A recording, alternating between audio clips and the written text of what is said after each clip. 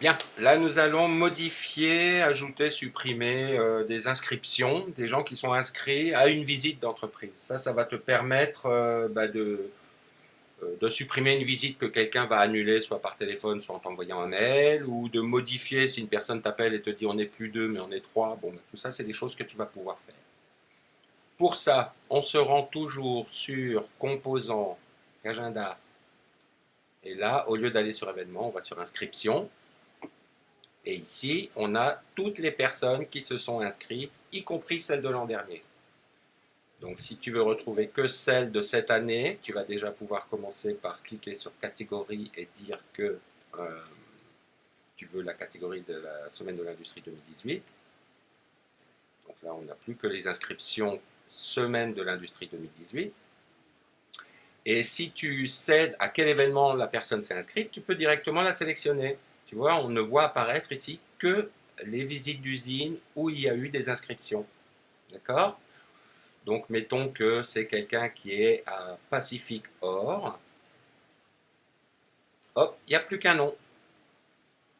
Si tu choisis Artico, par exemple, bon, bah, c'est toujours la même personne. Là, c'est un mauvais exemple. Mettons, je ne sais pas, Bluescope, fais voir. Non, voilà. Tu vois, là, Bluescope, il y a une personne qui s'appelle Tinitua. Et on voit tout de suite ici, elle s'est inscrite à Bluescope pour la visite de vendredi. Et il y a une personne d'inscrite. Très bien. Mettons que tu veuilles modifier ça. Tu cliques ici.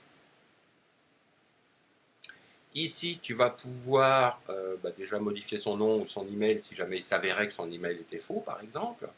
Mais tu peux aussi rajouter tous les champs qu'elle a, elle, à remplir et qu'elle a oublié de faire. Tu peux ajouter un petit commentaire si tu as des choses à dire sur cette personne. Et dans la publication, euh, tu peux décider que cette personne, en fait, ne vient plus.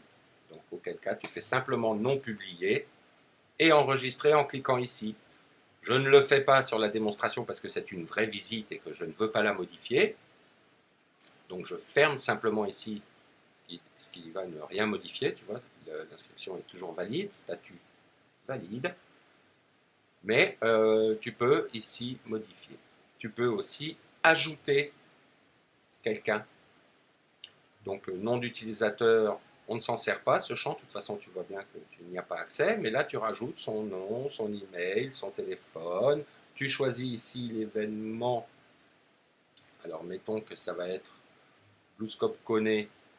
Ici, tu n'as plus qu'à choisir la date et l'heure. Le nombre de personnes, bien sûr. Et toujours pareil, tu peux rajouter un commentaire si tu veux si tu veux rajouter des informations que seul toi verras à propos de ce visiteur. Là, pareil, je ne vais pas l'enregistrer. Annuler. Mais sache que si tu ajoutes des nouvelles visites, côté site, ces visites seront prises en compte dans le décompte ici. Ok? Mettons par exemple, tu vois ici on a un décompte là. Hein, il y a 15 places disponibles, il en reste 14, et, parce qu'il y en a une de réservée. D'accord? Si je rajoute à la GBNC le 7 août à 12h30 une visite de ce côté, on verra ici le décompte se modifier.